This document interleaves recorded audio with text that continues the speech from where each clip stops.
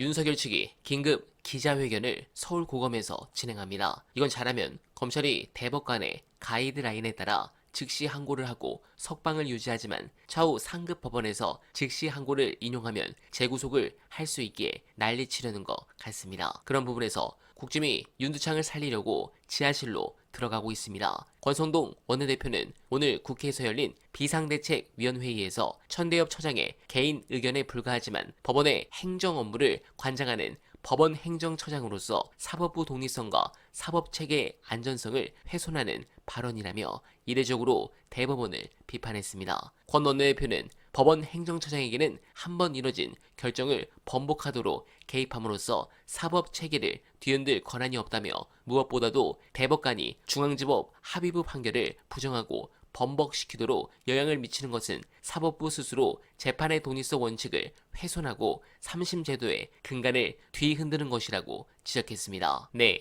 제정신이 아니군요. 검사 출신 아닙니까? 비키니 검색할 시간에 법을 좀 검색하길 바랍니다. 하지만 역설적으로 보면 법원 행정처의 즉시 항고 필요성 제기에 그만큼 국힘도 난감하다고 생각한다는 것이고, 또한 검찰은 입장이 더 난처해졌습니다. 물론 그때그때 입장과 말을 잘 바꾸기는 합니다만 검찰은 1도 믿어선 안 됩니다. 즉 이 사태로 검찰개혁의 필요성은 더욱 높아지고 있습니다. 그리고 그들의 몰락은 이제 다가올 윤두창의 파면으로부터 시작될 것입니다. 관련해서 헌재 상황과 더불어 이 박근혜 진짜 이유 보시고 이어가 보겠습니다.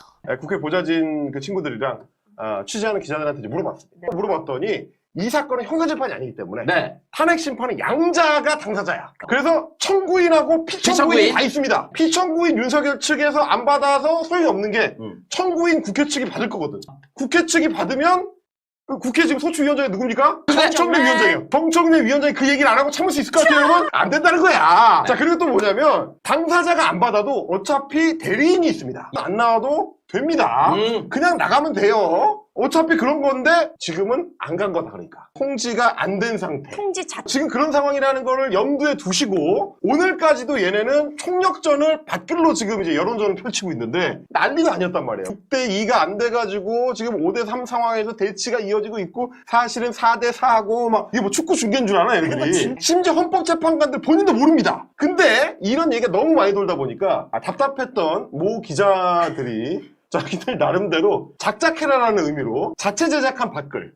이거 왜냐면 이거 딱 보면 각이 나와요. 누가 만들었겠다. 그래요? 싶은 각이 좀 나오는데 제가 봤을 땐 정치부 기자로 추정되는 인원이 요거를 댓글로 만들어 돌렸는데 상당히 경청할 만한 얘기입니다. 탄핵 기각 찌라시 작성 발표 배경입니다. 전문가 그룹이 작성한 것처럼 탄핵 기각 전망 찌라시를 배포하는 이유는 만약에 탄핵 인용 후에 지지층이 실망하거나 이 절망감 가질 거 아닙니까? 그렇죠. 이 절망감을 끌어올려놔야 자, 그걸 낮춰야 된다는 게 아니에요. 예, 끌어올려야 된다는 거지.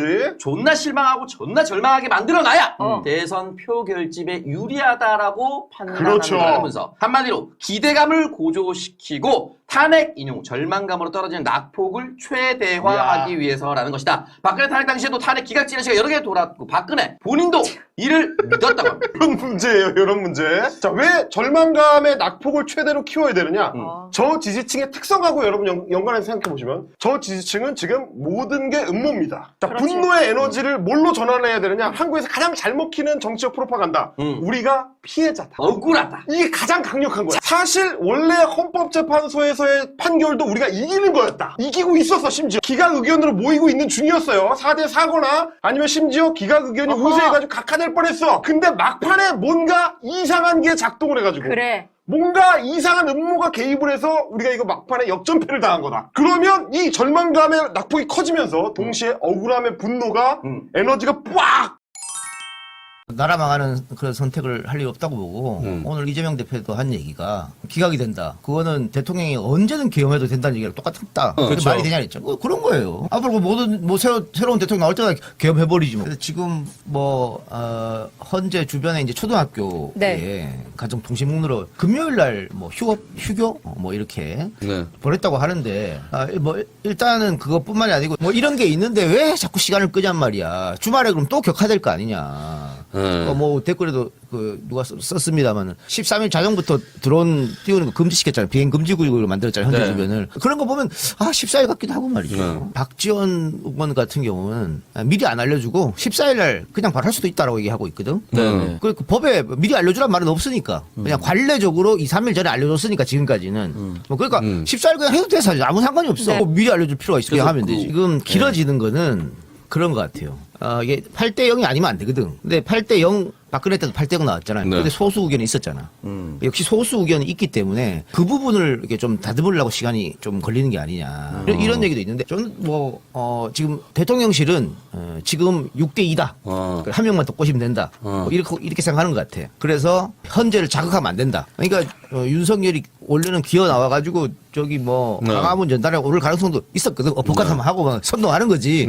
그다음에 뭐 헌재 재판관들 막 직살나게 하면서 그럴 가능성도 있는데 그다음에 좀 연기해라 선고를. 네. 다시 한번 변론을 재개해라. 그 얘기도 쑥 들어갔잖아. 그게 자극하지 말자. 6대 2니까. 뭐 그런 얘기였는데 8대 0이다. 지금 어떤 결과가 나오더라도 뭐 사회는 당연히 혼란스러울 거다. 이런 얘기 많이 하잖아요. 그렇기 때문에라도 그냥 원사이드하게 끝내야 된다라고 재판관들이 판단할 텐데 만일 자기들끼리 평의를 매일 열잖아요. 매일 열인데 누구 한 명은 기각, 또 한 명 기각 이런 의견이 있어. 그러면 헌재에서 마흔여까지 나올 때까지 계속 기다렸을 것 같아. 계속 딜레이. 그런데 그 전에 마흔여가 임명하기 전에 됐어. 우리 8명 산다. 이런 결론을 내렸지 않습니까? 네, 자신감이 있었던 거지. 그건 8명이 다 똑같은 의견이다. 다만 그 의견 속에 이제 소수 의견이 있겠지. 전부 결론 바꿀 수 인용인데 없지만, 네. 여러 가지 제목이 있잖아요. 그 중에서 뭐 있겠지. 소수 의견이. 그것 때문에 시간 길어지지 8대 0은 변하지 않는다는. 코로나 때보다 더 많이 표현하고 있거든. 근데 코로나 때는 어쨌든 정부에서 돈은 풀었잖아요. 네. 그래서 자영업 살리기 위해서 노력을 했는데 지금 그런 것도 없잖아. 그러니까 이 어려운 판국에 계속해서 이렇게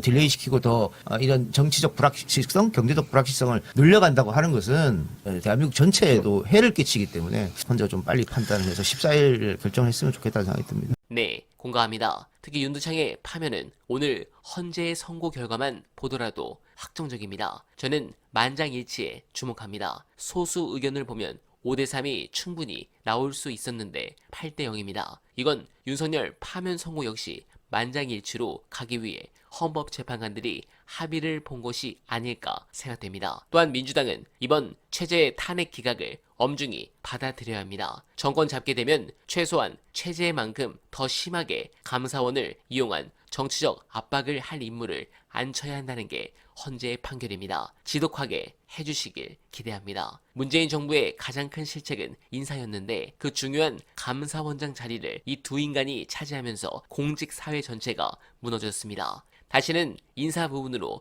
허망하게 정권을 날려먹는 일이 없기를 간절하게 바라며 원아베는 오늘도 최선을 다하겠습니다. 여러분 고맙습니다.